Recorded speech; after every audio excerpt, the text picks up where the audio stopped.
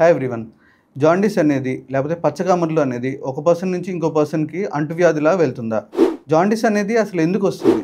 Jaundice అనేది bilirubin అనే ఒక బై ప్రోడక్ట్ బాడీలో ఎక్సెసివ్గా డిపాజిట్ అయిపోవడం వల్ల వస్తుంది.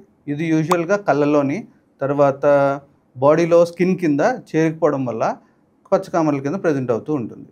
సో వీటిల్లోని మెయిన్ కాజ్ వచ్చేటప్పటికి లివర్ డ్యామేజ్ ఐదర్ వైరసెస్ వల్ల కానీ లేకపోతే ఆల్కహాల్ ఎక్సెసివ్ ఇంటేక్ వల్ల కానీ వస్తూ ఉంటుంది.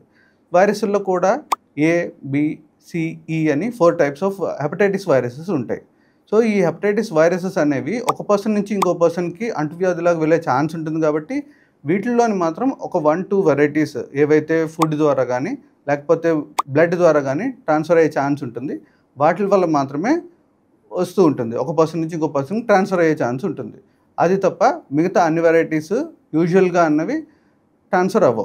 సో భయపడాల్సిన అవసరం లేదు. ఇవి కాకుండా కొన్నిసార్లు అబ్స్ట్రక్టివ్ జాండీస్ అంటాం. అంటే ట్యూమర్స్ కానీ స్టోన్స్ కానీ లివర్ నుంచి ఇంటెస్టైన్కి కనెక్ట్ చేసే పైప్ని అడ్డు పెట్టేస్తే అబ్స్ట్రక్టివ్ జాండీస్ అనే కండిషన్ వస్తుంది.